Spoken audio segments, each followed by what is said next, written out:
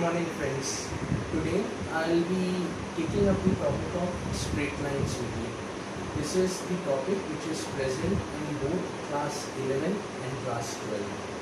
Now what exactly there is in the topic? In class 11 you have studied different types of straight lines. Means there are many ways to form equations of a straight line, and that you had gone through in class 11. In class 12 you go through the different part of homogeneous equations and angles between the straight line. But before that I will be giving you an introduction about the straight lines. Any straight line, कोई भी straight line रहे, उसकी general equation इस form में दिखाई देती है, ax plus by plus c is equal to 0. मतलब अगर आपके पास एक स्ट्रेट लाइन है तो उसकी general equation linear equation in two variable के फॉर्म में दिखती है. जैसे एग्जांपल के तौर पर 2x plus 3y plus 5 equal to 0. ये जो इक्वेशन मैंने आपके सामने लिखी है, ये इक्वेशन है equation in two variable. And क्यों टू वेरिएबल? क्योंकि यहाँ दो वेरिएबल्स यूज हो रहे हैं, x और y, और लीनियर है क्योंकि x की हाईएस्ट पावर 1 है और y की हाईएस्ट पावर 1 है. तो ये जो इक्वेशन मैंने आपके सामने लिखी है, ये एक linear equation in two variable है, और हर स्ट्रेट लाइन एक linear equation in two variable से ही रिप्रेजेंट करी जा सकती है. हालांकि आपने ये बात भी देखी है कि अगर आपके पास इस फॉर्म में भी कोई इक्वेशन लिखी है, x is equals to constant, यानी कि एग्जाम्पल के तौर पर x इज इक्वल्स टू 5, तो ये भी एक लीनियर इक्वेशन, ये एक स्ट्रेट लाइन की इक्वेशन दिखाता है, जो कि x इज इक्वल्स टू 5 पे बनने वाली एक लाइन है जो कि y एक्सिस के पैरेलल है.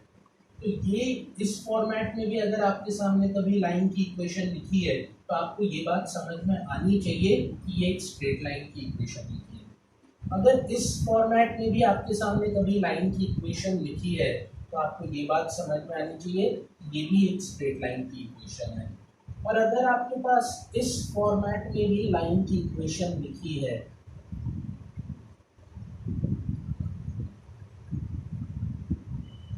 तो ये लाइन की इक्वेशन भी एक स्ट्रेट लाइन की इक्वेशन है. मतलब अगर आपके पास स्ट्रेट लाइन है तो स्ट्रेट लाइन की इक्वेशन को रिप्रेजेंट करने के ये तीन तरीके हैं. ये एक नॉर्मल इक्वेशन, ये सिर्फ x में लिखी हुई इक्वेशन, और ये y में लिखी हुई इक्वेशन. ये तीनों तरीके से आप एक स्ट्रेट लाइन को रिप्रेजेंट करते हैं. हाँ, ये स्ट्रेट लाइन एक ऐसी लाइन है जो कि y एक्सिस के पैरेलल है.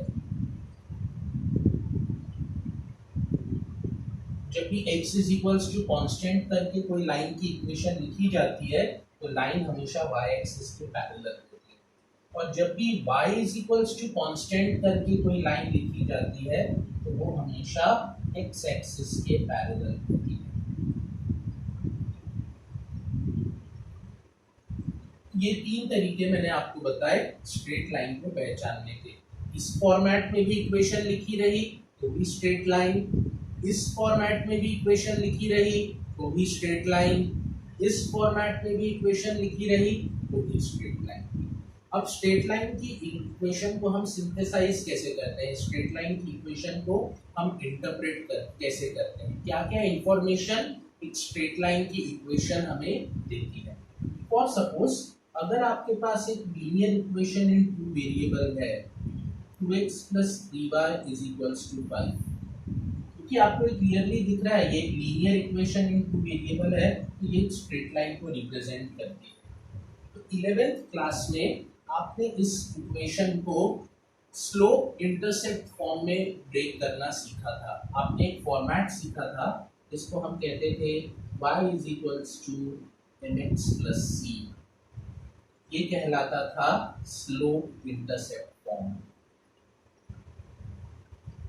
स्लोप इंटरसेप्ट फॉर्म, और इस स्लोप इंटरसेप्ट फॉर्म से आपको एक गिवन स्ट्रेट लाइन का स्लोप मालूम चलता था और उसका y इंटरसेप्ट मालूम चलता था. मतलब अगर मैं इस स्ट्रेट लाइन को इस फॉर्मेट में लिखूं, by is equals to minus 2x plus 5, therefore y is equals to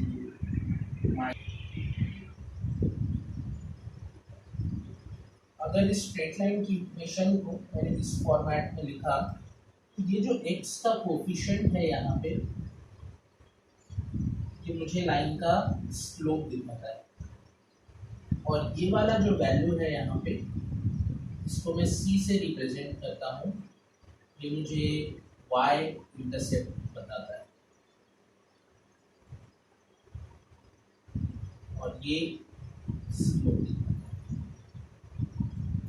कोई भी लाइन रहे, स्ट्रेट लाइन रहे, उसकी इक्वेशन रहे, उसमें slope is always represented with the help of small m। Slope क्या होता है मैं फिर से एक बार आपके लिए रिवाइज करता हूँ, आपने 11th क्लास में हालांकि स्लोप पढ़ा है। Slope is an inclination of a line with respect to X axis. अगर आपके पास एक लाइन है और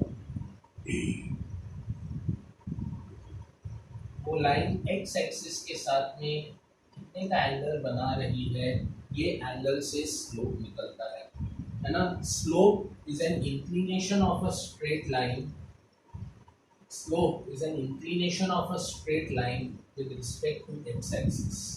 स्लोप लिखने के दो तरीके रहते हैं। आपको अगर लाइन का स्लोप कैलकुलेट करना है तो आप दो तरीके से लाइन का स्लोप कैलकुलेट कर सकते हो। पहला तरीका, आपको अगर ये इंक्लिनेशन मालूम है तो आप m की वैल्यू निकाल सकते हो with the help of tan theta. मतलब आप ये जो एंगल दिया गया है अगर आपको, तो आप सिर्फ उस एंगल का tan फंक्शन कैलकुलेट करो तो आपको उस लाइन का स्लोप मालूम चल जाएगा। ये पहला तरीका। दूसरा तरीका कि अगर आपके पास एक लाइन के ऊपर आने वाले कोई भी दो कोऑर्डिनेट्स अगर आपको मालूम है, फॉर सपोज x1 y1 और x2 y2, आपको एक लाइन पे आने वाले कोई भी दो कोऑर्डिनेट्स मालूम है तो इन कोऑर्डिनेट्स की मदद से भी स्लोप निकाला जा सकता है। That is y2 minus y1 upon x2 minus x1।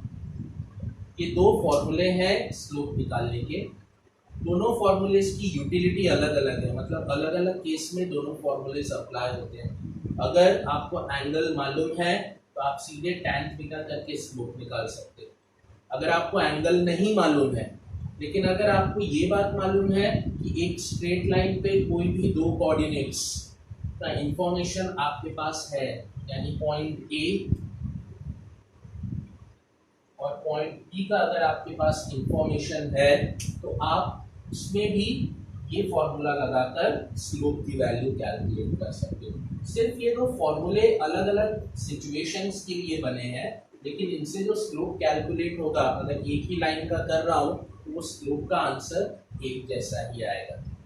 The slope of a line, कोई भी स्ट्रेट लाइन का स्लोप हमेशा पॉजिटिव हो सकता है, जीरो हो सकता है और नेगेटिव भी हो सकता है। मतलब स्लोप n की वैल्यू पॉजिटिव होती है, नेगेटिव भी हो सकती है और जीरो भी हो सकती है। m can be both positive, negative and zero.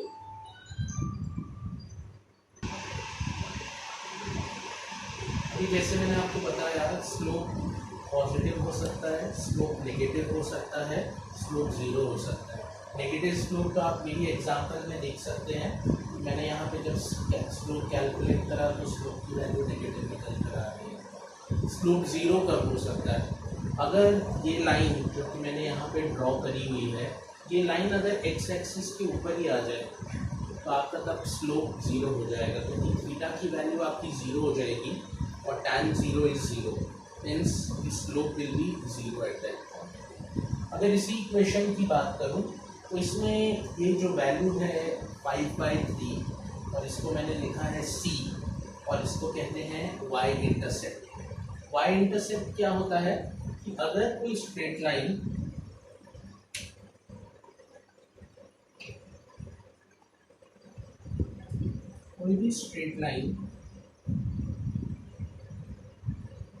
y axis पे कितना सेक्शन कट कर रही है। जैसे आपको दिख रहा है कि ये y एक्सिस है और ये मेरी रिक्वायर्ड स्ट्रेट लाइन है जो कि इसमें मैं इंटरेस्टेड हूँ। ये स्ट्रेट लाइन y एक्सिस का ये पोर्शन कट करते हुए जा रही है। तो ये जो पोर्शन है जिसको y एक्सिस में स्ट्रेट लाइन कट करते हुए जाती है उस पोर्शन को इंटरसेप्ट कहते हैं। तो यहाँ पे ये जो वैल्यू है this is known as c on the y intercept।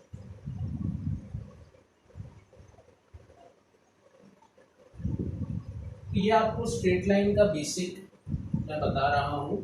इसमें स्ट्रेट लाइन की जो बेसिक बातें हैं जो कि क्लास 11th और क्लास 10th में भी आपने पढ़ी है उनको ही रिपीट कर रहा हूँ। दूसरी बात, आपको ये बात भी मालूम है क्लास 10th और क्लास 11th में आपने ये बात सीखी होगी कि अगर आपके पास दो स्ट्रेट लाइंस हैं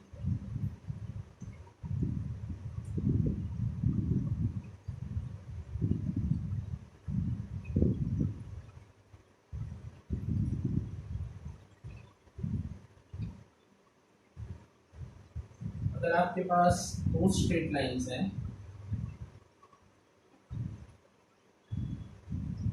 और वो दोनों एक दूसरे के पैरेलल हैं, मतलब लाइन नंबर 1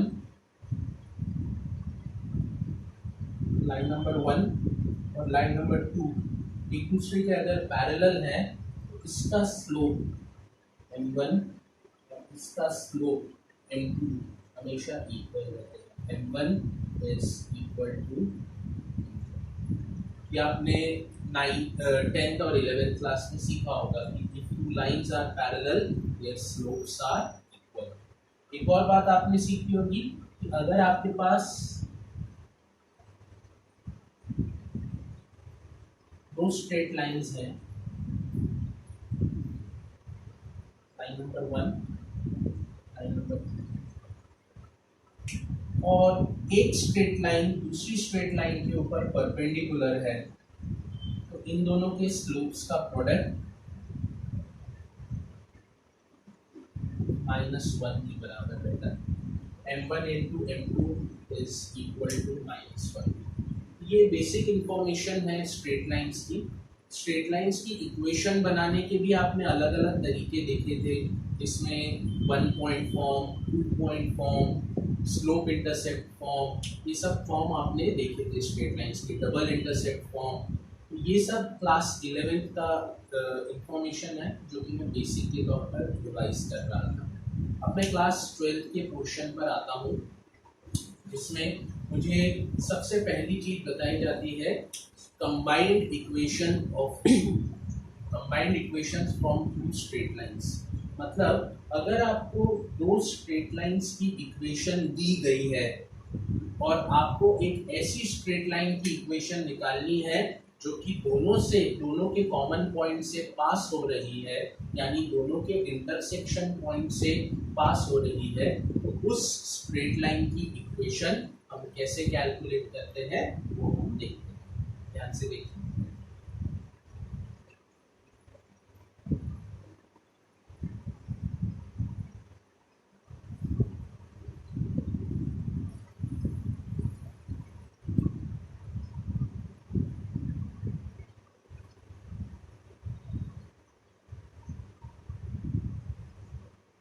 और सपोज आपके पास ये एक स्ट्रेट लाइन है जिसकी इक्वेशन आपको मालूम है b1x plus b1y plus c1 is equal to 0। और एक और स्ट्रेट लाइन है जिसकी इक्वेशन भी आपको मालूम है